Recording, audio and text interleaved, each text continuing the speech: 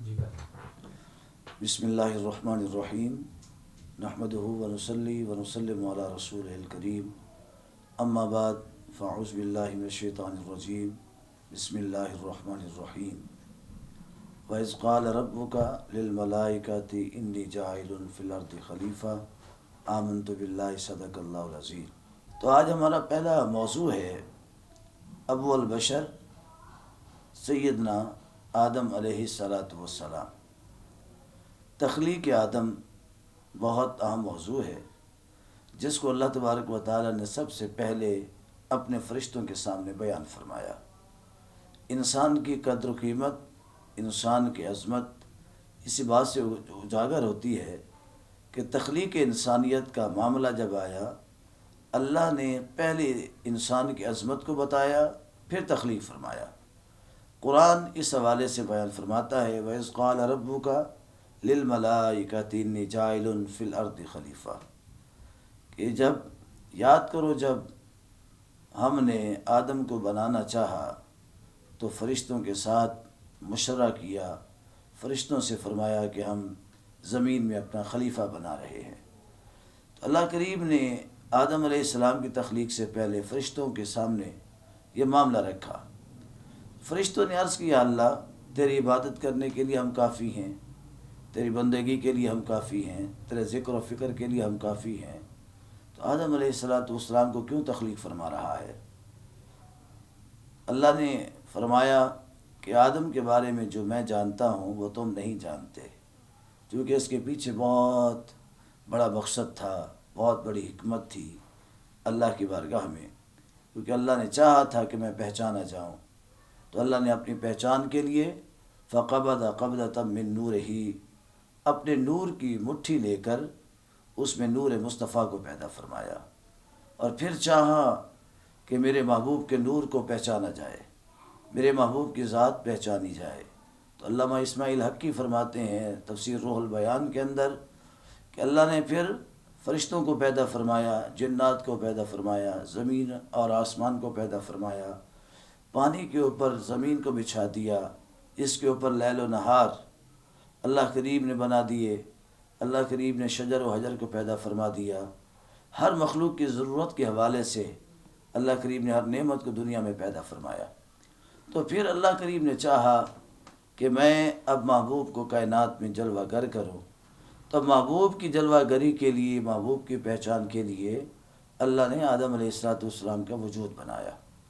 تو فرشتوں سے جب مشورہ کیا تو فرشتوں نے کہا یا اللہ یہ خون ریزی کریں گے، قتل و غارت کریں گے، ہم تیری عبادت کے لیے کافی، نحن نسبح بحمدک، ہم تیری تسبیح تیری حمد کے لیے بہت کافی ہیں۔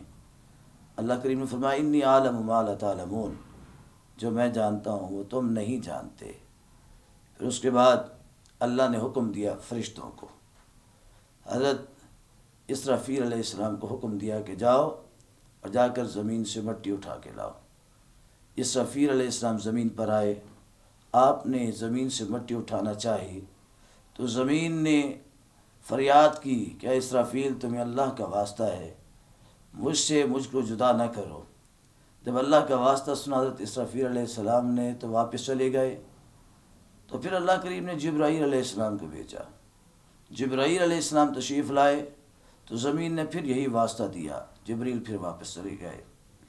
اللہ نے پوچھا کہ جبرائیل مٹی کیوں نہیں لے کے آئے؟ عرض کی مالک کو تیری ذات کا واسطہ دے رہی تھی، میں نے اس لیے جدا کرنا اس کو گوارا نہ سمجھا۔ پھر رب کائنات نے حضرت میکائیل علیہ السلام کو بھیجا کہ میکائیل جاؤ اور جا کر مٹی اٹھا کے لاؤ۔ میکائیل علیہ السلام جب دنیا میں آئے، زمین سے مٹی اٹھانا چاہی تو پھر زمین نے وہی واسطہ پیش کیا، اللہ کا واسطہ دیا۔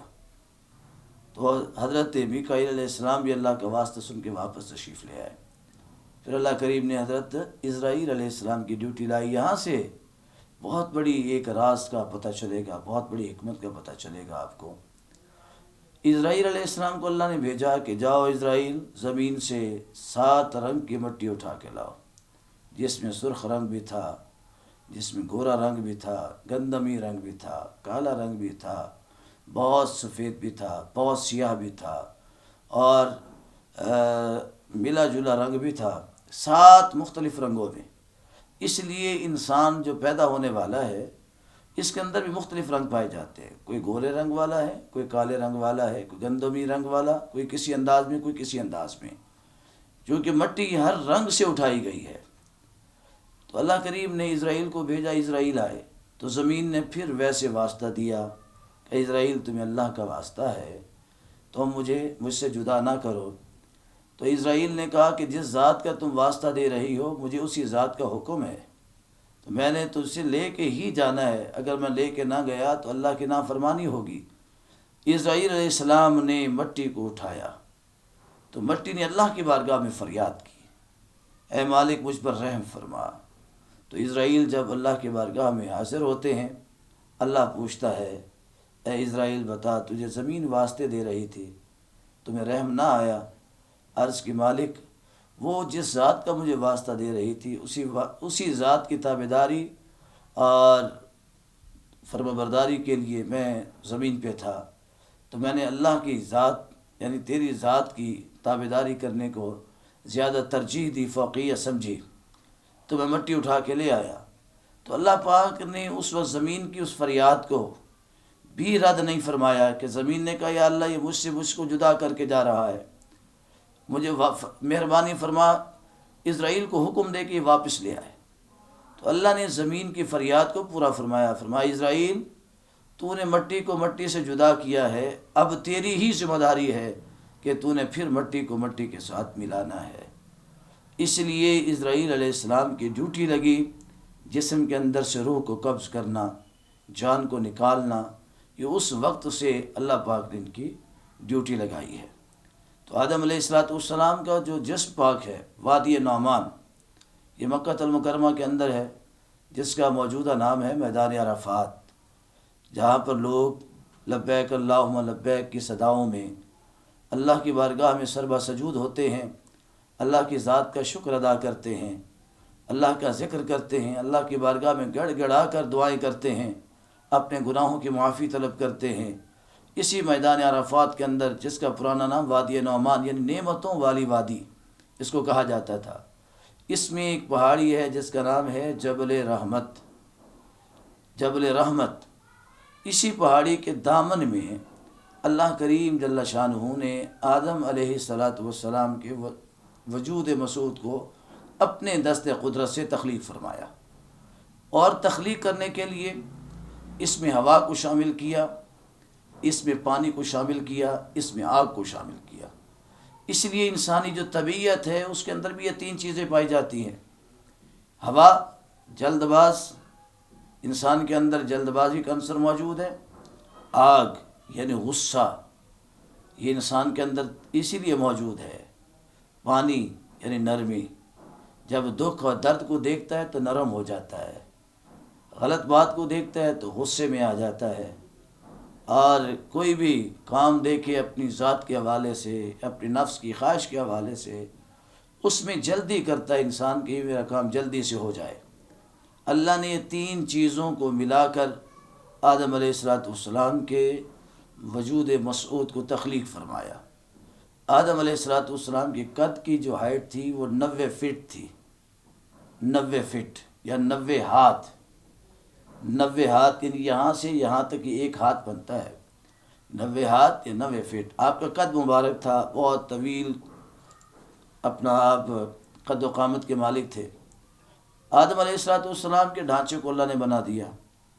ڈھانچے کو بنانے کے بعد اللہ پاک نے ہوا کو چلایا، گرم ہوا چلی، جس نے آدم علیہ السلام کے جسم کو مکمل طور پہ خشک کر دیا، جو گارے کی طرح تھا وہ خشک کر دیا۔ اتنا خشک ہوا کہ جب ہوا اندر چلتی تو ایسے آواز پیدا ہوتی جیسے ڈھول کے بجنے کی آواز ہوتی ہے، اس انداز میں، یعنی پکا کر دیا، اس کو پختہ کر دیا۔ ایک گارے کو اللہ تبارک و تعالیٰ نے پتھر کی طرح سخت کر دیا۔ جب جسم آدم بن چکا تو فرشتے دائیں بائیں سے ہر طرف سے دیکھتے تھے یہ کیسی مخلوق ہے، چونکہ فرشتے نور کے ہیں اور جو جنات تھے وہ آگ سے پیدا کیے گئے تھے۔ ایسا وجود فرشتوں نے پہلی مرتبہ دیکھا تھا، جنات نے بھی پہلی مرتبہ دیکھا تھا، تو بڑے غور کے ساتھ وہ دیکھنا شروع ہو گئے۔ آدم علیہ السلام کے جسم مبارک کو بڑی حیرت کے ساتھ تکتے تھے اور دیکھتے تھے۔ تو جب آدم علیہ السلام کا جسم مبارک مکمل خشک ہو گیا تو پھر اللہ تبارک و تعالیٰ فرمایا وَنُفِخَ فِيهِ وَنُفِخَ فِي الصُّورِ، اللہ نے پھر اس جسم کے اندر روح کو پھونکا۔ اب جسم آدم میں روح کو جب پھونکا گیا تو یہ کتنے دن کا پروسیس تھا؟ 40 دن کا پروسیس۔ 40 دن میں جسم آدم کو بنایا گیا، 40 دن میں پختہ ہوا، پھر 40 دن کے بعد اس میں روح کو پھونکا گیا۔ اس لیے جب انسان کی موت واقع ہوتی ہے تو یہ حکم ہے کہ 40 روز تک اس کے لیے دعا مغفرت کی جائے، 40 روز تک اس کو یاد کیا جائے، کیونکہ تخلیق آدم جو ہے، جسم آدم جو ہے وہ 40 روز میں مکمل ہوا۔ اللہ چاہتا تو کن فرما کر ایک لمحے میں اس کو تخلیق فرما سکتا تھا، لیکن نہیں، یہ عظمت انسانیت تھی، یہ آدم کی ایک معراج تھی۔ اللہ اپنے ہاتھوں کے ساتھ دست قدرت سے بنا رہا تھا تاکہ فرشتوں کو بتا سکے یہ کتنا قیمتی اور انمول نعمت میں نے بنائی ہے، اور خود بنانے کے بعد فرمایا لَقَدْ خَلَقْنَا الْإِنسَانَ فِي أَحْسَنِ تَقْوِيمٍ، کہ ہم نے انسان کو کتنا خوبصورت پیدا فرمایا، کتنی خوبصورت تخلیق کی ہم نے۔ اے انسان دیکھ تو صحیح، اللہ تجھ سے کتنی محبت کرتا ہے، اللہ کتنی چاہت کرتا ہے۔ اللہ نے تجھے دست قدرت سے فرشتوں کے سامنے پیدا فرمایا ہے۔ اللہ نے پھر جب نفخ فی الصور، روح کو پھونکا جسم آدم میں، آدم علیہ السلام کے جسم میں جب جان آتی ہے تو آپ اپنی آنکھیں اٹھا کے دیکھتے ہیں، عرش عظیم کی طرف آپ کی نگاہیں جاتی ہیں، تو عرش کے اوپر آپ نے دیکھا لکھا ہوا ہے سبحان اللہ و بحمدہ سبحان اللہ العظیم۔ یہ کلمات آپ نے لکھے ہوئے دیکھے، اور ساتھ ہی لکھا ہوا دیکھا لا الہ الا اللہ محمد الرسول اللہ۔ آپ نے جب یہ دیکھا تو آپ کو نگاہ جب نیچے ہوئی تو آپ کو چھینک آئی تو آپ کی زبان سے پہلا کلمہ نکلا الحمدللہ، الحمدللہ۔ اللہ کو یہ کلمہ بہت پسند آیا، یہ جملہ اتنا پسند آیا کہ مالک کائنات نے اس جملے کو امت محمدیہ کو تحفۃ عطا فرما دیا۔ آپ دیکھیں تو قرآن مجید کا جو آغاز ہے وہ الحمدللہ رب العالمین، یعنی اسی تعریف کے ساتھ، اسی حمد کے ساتھ قرآن کی ابتدا ہوتی ہے۔ تو آدم علیہ السلام نے یہ جملہ استعمال فرمایا، اللہ نے اس کو پسند فرمایا اور امت محمدیہ کے لیے اسے کلام کا درجہ عطا فرمایا، دعا کی قبولیت کا سبب بنا دیا کہ یہ سورہ فاتحہ، یہ کلمات جو آدم کے سب سے پہلے کلمات ہیں، جو انسان ان کلمات کو پڑھ کر اللہ کی بارگاہ کے اندر دعا و التجا کرے گا، اللہ اس کو قبول فرمائے گا۔ تو آدم علیہ السلام نے اللہ کی بارگاہ میں سجدہ شکر ادا کیا، تخلیق ہو گئے آدم علیہ السلام۔ آپ کھڑے رہتے تھے اسی وادی نعمان کے اندر، آپ کھڑے رہتے تو آپ نے دیکھا کہ فرشتے آدم علیہ السلام کے پیچھے قطار در قطار باندھ کے کھڑے ہوئے ہیں، آپ کے پیچھے کھڑے رہتے، آپ کی زیارت کرتے رہتے۔ اللہ تبارک و تعالیٰ کی بارگاہ میں آدم علیہ السلام نے عرض کی مالک یہ تیرے نورانی مخلوق ہے، پاکیزہ مخلوق ہے، شب و روز تیری بارگاہ میں سجدہ ریز ہوتی ہے، تیری حمد و ثنا بیان کرتے ہیں، تو ان کو پیچھے کیوں کھڑا کیا ہوا ہے؟ تو آدم علیہ السلام کو اللہ نے فرمایا میرے آدم، اس میں بہت حکمت ہے، بہت راز ہے، یہ محض آپ کی تعظیم کے لیے کھڑے نہیں ہوتے ہیں، بلکہ آپ کی پشت میں ہم نے نور محمد صلی اللہ علیہ وسلم کو رکھا ہے، جو آخر الزمان نبی ہوں گے، جو باعث کائنات ہیں، مقصود کائنات ہیں، ان کے نور کو آپ کی پشت میں رکھا، جس کی تعظیم کے لیے، جس کی زیارت کے لیے یہ فرشتے آپ کے پیچھے قطار در قطار کھڑے رہتے ہیں۔ تو آدم علیہ السلام نے عرض کی مالک مہربانی فرما، مجھے اس نور کی زیارت کرا، اور اس نور کو میری پشت میں نہیں بلکہ میری پیشانی میں منتقل فرما۔ پھر اللہ کریم نے نور مصطفیٰ صلی اللہ علیہ وسلم کو آدم علیہ السلام کی پیشانی میں رکھا۔ جب آپ کی پیشانی منور ہوئی تو فرشتے سارے آدم علیہ السلام کے چہرے کے سامنے کھڑے ہو جاتے، آپ کی زیارت کرتے، آپ کو دیکھتے رہتے۔ تو آدم علیہ السلام نے عرض کی اے مالک اگر کرم ہو جائے تو مجھے اس نور والے کا دیدار بھی کروا دے۔ تو اللہ کریم نے آدم علیہ السلام کے دونوں انگوٹھوں کے ناخنوں میں اپنے پاک حبیب صلی اللہ علیہ وسلم کے نور کی زیارت کروائی۔ نبی علیہ السلام کے چہرہ پاک کی زیارت کروائی۔ آدم علیہ السلام نے دیکھا، چوما اور چوم کر آنکھوں پہ لگا لیا اور کہا قرۃ عینی بک یا رسول اللہ، اے اللہ کے رسول آپ میری آنکھوں کی ٹھنڈک ہیں، آپ ہیں مجھ سے بعد میں آنے والوں میں، لیکن آپ مجھ سے اولین میں ہیں، آپ مجھ سے زیادہ معتبر ہیں۔ آدم علیہ السلام نے جب یہ تعظیم کی پاک نبی صلی اللہ علیہ وسلم کے اسم پاک کی، تو اللہ نے پھر آپ کو وہاں سے جنت میں داخل فرما دیا۔ قلنا یا آدم اسکن انت و زوجک الجنہ، اللہ کریم نے جنت میں داخل فرمایا۔ پھر آدم علیہ السلام آپ آرام فرما رہے تھے، آپ کی تسکین کے لیے، آپ کے سکون کے لیے اللہ پاک نے آپ کی بائیں پسلی میں سے اماں حوا کو پیدا فرمایا۔ اماں حوا آدم علیہ السلام کی پسلی سے پیدا ہوئی ہیں، ایک مرد کی پسلی سے، ٹیڑھی پسلی سے پیدا ہوئی۔ آدم علیہ السلام جب بیدار ہوئے تو اماں حوا کو پایا، عرض کی مالک یہ کون ہے؟ فرمایا زوجو کا، یہ تیری بیوی ہے، یہ تیری بیوی ہے، تیری زوجہ ہے، یہ تیرے ساتھ زندگی گزارے گی۔ تو جنت میں پھر اللہ کریم نے آپ کو داخل فرما دیا۔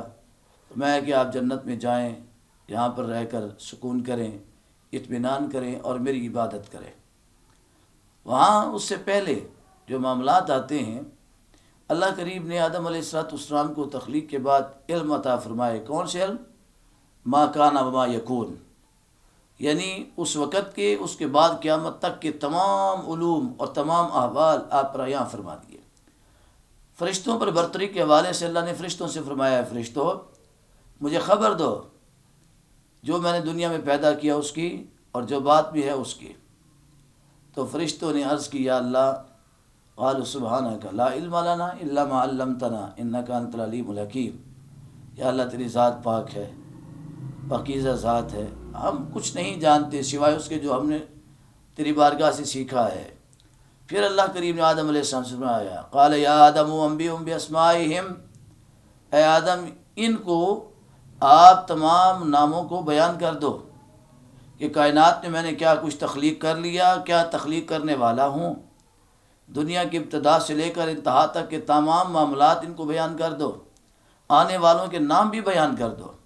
تو آدم علیہ السلام نے جب تمام ناموں کا بیان فرما دیا تو رب کائنات نے علم کی برتری پر نبوت کی عظمت کو اللہ کریم نے فرشتوں سے اعتراف کروایا۔ کیسے فرمایا؟ قلنا یا آدم، فرمایا وَإِذْ قُلْنَا لِلْمَلَائِكَةِ اسْجُدُوا لِآدَمَ، فرمایا کہ اے فرشتو ہم تمہیں حکم دیتے ہیں کہ تم میرے آدم کے سامنے سجدہ کرو، سجدہ کرو۔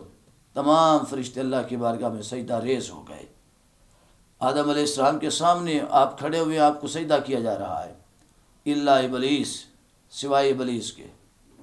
ابلیس کون ہے؟ یہ جن ہے، آگ سے پیدا کیا گیا ہے، لیکن اس کی عبادت اور ریاضت اس قدر مقبول تھی کہ 71 کروڑ 70 لاکھ سال تک اس نے اللہ کی بارگاہ میں سجدہ کیا، اور زمین کا، آسمان کا، جنت کا کوئی ایسا حصہ نہیں جہاں پر اس نے اللہ کو سجدہ نہ کیا ہو۔ ہر جگہ پر اللہ کی عبادت کی، ہر مقام پر اللہ کو راضی کیا۔ تو اللہ پاک نے اس کو مقام کیا عطا فرمایا؟ اسے فرشتوں کا سردار بنا دیا۔ یہ فرشتوں کا سردار تھا، فرشتوں کا امام تھا، ایک جن فرشتوں کا امام بنا دیا گیا، عبادت کی بنیاد پر، اطاعت کی بنیاد پر۔ لیکن جب آدم علیہ السلام کو سجدہ کرنے کی باری آئی تو قرآن کیا فرمایا؟ الا ابلیس ابا واستکبر، اس نے سجدے سے انکار بھی کیا اور تکبر بھی کیا۔ تکبر، سب سے پہلا جو تکبر اور غرور کا اظہار کیا وہ شیطان نے کیا۔ تکبر عزازیل را خار کرد، بزندان لعنت گرفتار کرد۔ تکبر تھا کہ جس نے ابلیس کو، عزازیل کو اللہ کی بارگاہ میں ذلیل و رسوا کر دیا۔ ایک سجدہ جسے تو گراں سمجھتا ہے وہ آدمی کو دیتا ہے 1000 سجدوں سے آزاد۔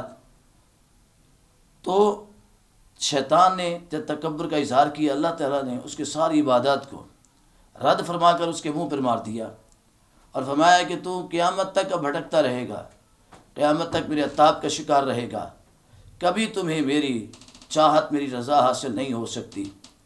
تو شیطان کو اللہ نے جب رد فرما دیا، شیطان کو جب اللہ کریم کی طرف سے پھٹکار مل گئی تو پھر کیا ہوا؟ شیطان نے کہا یا اللہ مجھے پھر کیا کر؟ قال رب انظرنی الی یوم یبعثون، اے مالک مجھے کچھ مدت کے لیے مہلت عطا فرما۔ اللہ نے فرمایا کچھ مدت کے لیے کیوں؟ تمہیں قیامت تک کے لیے مہلت دیتا ہوں، لمبی زندگی دیتا ہوں۔ مالک نے لمبی زندگی عطا فرمائی، اور فرمایا تو اتنی لمبی زندگی لے کے کیا کرے گا؟ شیطان نے کہا یا اللہ جس انسان کے لیے مجھے گمراہ کیا ہے میں اب اسی انسان کو گمراہ کروں گا۔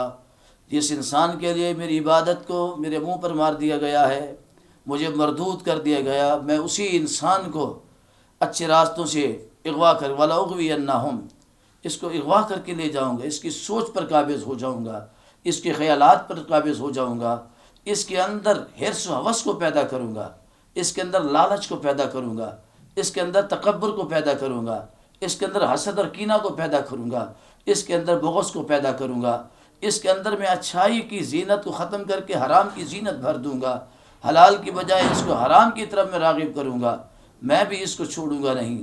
مالک نے کہا اچھا کوئی تو در چھوڑے گا نا؟ شیطان نے کہا ہاں، الا عبادک منہم المخلصین، یا اللہ جو تیرے چنے ہوئے بندے ہوں گے، جو تیرے پاکیزہ بندے ہوں گے، جو تیری بارگاہ میں جھکنے والے ہوں گے، میں ان کے قریب نہیں جاؤں گا۔ تو آج کا انسان سوچے نا کہ شیطان ہمارا کتنا پرانا دشمن ہے، انہ لکم عدو مبین، کھلا دشمن ہے، پرانا دشمن ہے۔ اور یہی جب ہمارے اندر حرص پیدا ہو، ہوس پیدا ہو، تو ہم اپنے اندر غور کریں کہ ہم شیطان کے شکار ہو چکے ہیں۔ جب ہمارے اندر کینہ و بغض پیدا ہو تو ہم سوچیں کہ شیطان ہمیں شکار کر چکا ہے۔ ہمارے اندر کسی کے خلاف عداوت اور دشمنی پیدا ہو تو ہم یہ سوچیں کہ شیطان ہمیں شکار کر چکا ہے۔ ہمارے اندر جب حلال اور حرام کی تمیز بھول جائے تو ہم سوچیں کہ ہم شیطان کے شکار ہو چکے ہیں۔ تو اسی وقت ہمیں پلٹنا چاہیے، اسی وقت ہمیں توبہ کرنی چاہیے، ہمیں اللہ کی بارگاہ میں جھک جانا چاہیے۔ جیسے فرشتے اللہ کی بارگاہ میں جھک گئے تو قیامت تک کے لیے وہ فرشتے معتبر ہو گئے۔ قرآن ان کی گواہی دے رہا ہے، اللہ کے نبی ان کی گواہی دے رہے ہیں۔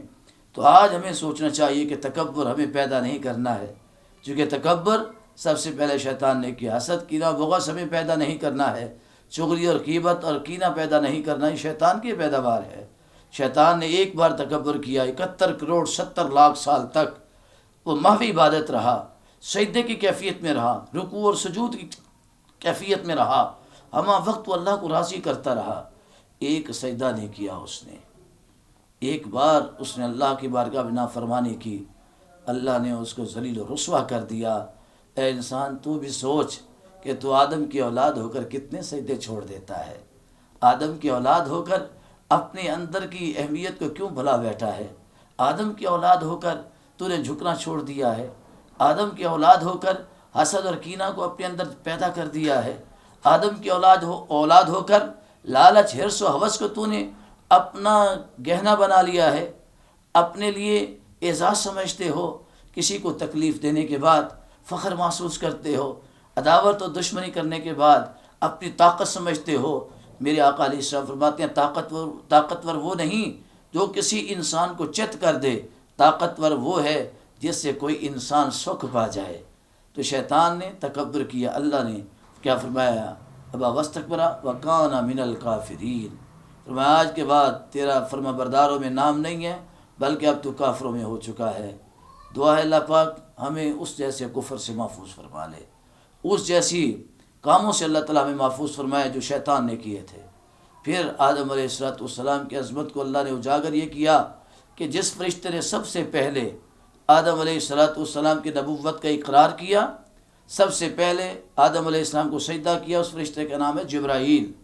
اللہ نے پھر اسی فرشتے کی ڈیوٹی لگائی، اے جبرائیل 1,24,000 کم و بیش جتنے میرے نبی روئے زمین پر انسان کی ہدایت کے لیے پہنچیں گے، تو نے ہی ان کے پاس میرا پیغام وحی لے کے جانا ہے۔ تو آدم علیہ السلام سے لے کر پاک نبی صلی اللہ علیہ وسلم تک جبرائیل امین ہی وحی لے کر آتے رہے، اور اللہ تبارک و تعالیٰ نے ان کا مقام کیا بنایا کہ فرشتوں کے سردار بنا دیے گئے، بیت المعمور پر فرشتوں کے امام بنا دیے گئے۔ سدرۃ المنتہا ایسا مقام ہے جہاں کوئی دوسرا فرشتہ نہیں پہنچ سکتا ہے، وہاں بھی جبرائیل امین کو اللہ تعالیٰ نے مقام عطا فرمایا۔ پھر آدم علیہ السلام جنت میں گئے، جب جنت میں چلے گئے اللہ نے فرمایا ہر نعمتوں کو استعمال کرو، پوری جنت آپ کی، جنت میں گھومتے رہو۔ آدم علیہ السلام گھومتے رہے، فرمایا کہ ایک شجر ہے، ایک درخت ہے، اللہ نے درخت دکھایا، پھلدار درخت تھا یا گندم کا تھا، مختلف روایات ہیں، گندم کا تھا یا سیب کا تھا۔ فرمایا کہ یہ پھلدار درخت ہے، اس درخت کا پھل نہیں کھانا، لا تقربا هذه الشجرہ، اس درخت کے قریب نہیں جانا، اگر چلے گئے فتکون من الظالمین، تو حد سے بڑھنے والوں میں ہو جائیں گے۔ لیکن یہ بھی مشیت خدا بندی تھی کہ آپ نے اس پھل کے قریب جانا تھا۔ جیسے ماں باپ چھوٹے بچے کو منع کرتے ہیں کہ بیٹا یہ انگارہ ہے، اس کے قریب نہیں جانا ہے، یہ تکلیف دہ بات ہے، اس کے قریب نہیں جانا، بچہ پھر بھی اسی کے قریب جاتا ہے، دیکھتا ہے کہ دیکھو تو صحیح اس کے ہے اندر ہے کیا۔ تو مختلف جو مخلوق تھی، سانپ بھی اس میں استعمال ہوا، مور بھی استعمال ہوا، چھپکلی بھی استعمال ہوئی، شیطان نے ان کو اپنا ایک سہارا بنایا، خود جنت کی دیوار پر بیٹھ گیا، اس سے بیٹھ کے وہاں سے ان چیزوں کو ورغلایا اور ان کے ذریعے سے آدم علیہ السلام کو کھینچ کر درخت کے قریب لے گئے۔ اما حوا، آپ نے اصرار کیا ایک پھل کھانے سے کیا ہوگا، چکھتے تو ہیں یہ پھل کیسا ہے، جنت کے سیب کھائے تو بڑا مزہ آیا، جنت کی مختلف ہم نے نعمتیں کھائی تو بہت لطف آیا، اس پھل کو بھی چکھ کے دیکھتے ہیں اس کے اندر کیا لذت ہے۔ جب آدم علیہ السلام نے وہ پھل چکھا تو اس کے بعد کیا ہوا، جو ایک لباس تھا جسم آدم پر، وہ سارا لباس اتر گیا، اور وہ سارا لباس اتر گیا، پھر جنت کے درختوں کے پتوں سے انہوں نے لباس پہنا کے جسم کو ڈھانپا، اور اب وہ لباس کہاں پہ، اب یہ لباس ہر انسان کے پاس موجود ہے۔ جو پہلا لباس تھا آدم کا وہ اب بھی موجود ہے۔ وہ کون سا لباس ہے؟ آپ کی ہاتھوں اور پاؤں کی انگلیوں میں جو ناخن ہوتے ہیں، یہ وہی لباس ہے۔ یہی ناخن تھے جو پورے جسم کو ڈھانپ کے رکھا ہوا تھا، پورے جسم کو ڈھانپ کے رکھا ہوا تھا۔ تو آدم علیہ السلام نے جب وہ پھل کھا لیا تو اللہ کریم نے